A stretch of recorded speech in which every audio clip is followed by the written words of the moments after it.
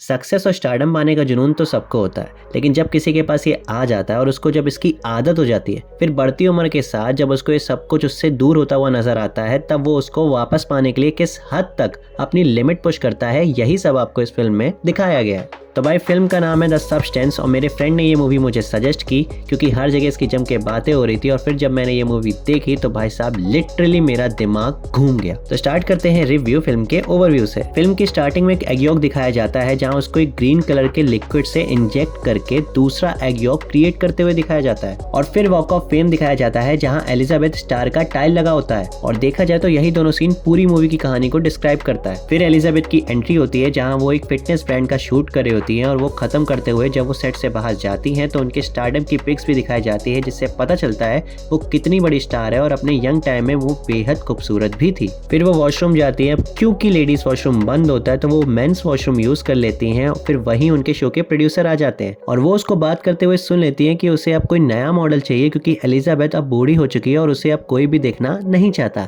इसीलिए उसको एक नया खूबसूरत चेहरा चाहिए जिससे वो अपना आगे का काम चला सके। ये सब बातें एलिजाबेथ सुन के बहुत ज्यादा डिस्टर्ब हो जाती है और फिर नेक्स्ट डे उसके शो का प्रोड्यूसर भी उसको निकाल देता है, जिसके बाद एलिजाबेथ का एक्सीडेंट भी हो जाता है और फिर वहां पर उसको सब्सटेंस के बारे में पता चलता है, जिसकी सारी इन्फो एक पेन ड्राइव में होती है। अब क्योंकि वो अपना स्टारडम, अपनी खूबसूरती खोना नहीं चाहती, जिसके लिए वो कुछ भी करने को तैयार होती है, पर वो कुछ भी क्या है ये जानने के लिए आपको इस मूवी को देखना पड़ेगा। और मैं गारंटी देता हूँ कि इस फिल्म में जो क्लाइमैक्स दिखाया गया है वो आपने बिल्कुल भी एक्सपेक्ट नहीं किया होगा। परफॉर्मेंस की बात करें तो भाई डेमी मोरे और मार्गरेट यानी एलिजाबेथ और सू ने दोनों ने अमेजिंग परफॉर्मेंस दी है। मतलब एक भी सीन में आपको ये नहीं लगेगा कि वो अपने कैरेक्टर को निभाने से डिस्ट्रैक्ट हो रही है। इस फिल्म के राइटर और डायरेक्टर की तारीफ करना चाहूंगा जो कि एक ही है और उनका नाम है कोरेल फागेट, क्योंकि कहानी उतनी भी न्यू नहीं है, but the way she represent the story was absolutely fucking insane. और यार इस फिल्म की सिनेमेटोग्राफी जो कि दी है बेंजामिन ने, वो भी मुझे बहुत ज्यादा अच्छी लगी। और तो और इस फिल्म को इस साल 77 कैन्स फिल्म फेस्टिवल में बेस्ट स्क्रीन प्ले का अवार्ड भी मिला है।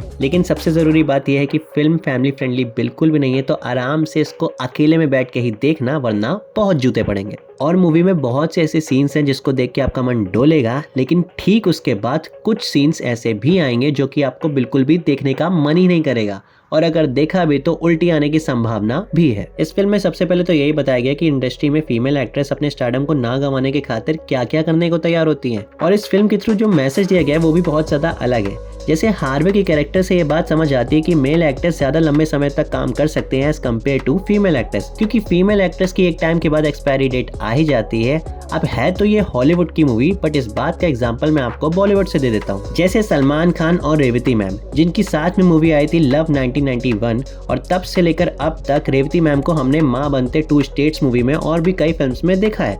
लेकिन सलमान भाई तब भी हीरो थे और आज भी हीरो ही हैं। अब ये तो सिर्फ मैंने एक ही एग्जाम्पल दिया, लेकिन ऐसे बहुत से एग्जाम्पल है। तो फैक्ट यही है कि ये चीजें होती आई हैं और होती ही रहेंगी। खैर आज के टाइम में तो एडिटिंग ही इतनी कमाल की होने लगी है कि उसी की हेल्प से बहुत से एक्टर एक्ट्रेस अपनी कमियों को हाइड करने में सफल हो जाते हैं, पर उसके बावजूद plastic surgery, Botox, filler works, हर तरह का ट्रीटमेंट, एक्सपेरिमेंट अपने ऊपर करवाने को तैयार होते हैं जिससे वो इंडस्ट्री में रिलेवेंट बने रहे। लेकिन कितना भी कोशिश कर लो, एक ऐसा टाइम सबकी लाइफ में आ ही जाता है जहाँ सबको ये सब फेस करना ही पड़ता है, फिर चाहे उसमें आपकी मर्जी हो या ना हो। ये फिल्म हमें एक बात और बताती है कि इंडस्ट्री में एक फीमेल एक्ट्रेस सिर्फ एक ऑब्जेक्ट की तरह होती है जिसकी वैल्यू तभी तक है जब तक उसकी खूबसूरती है।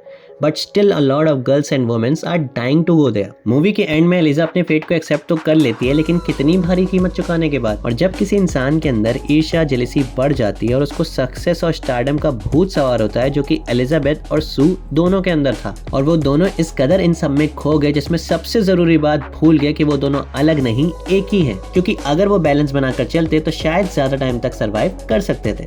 लेकिन फिर मूवी कैसे बनती?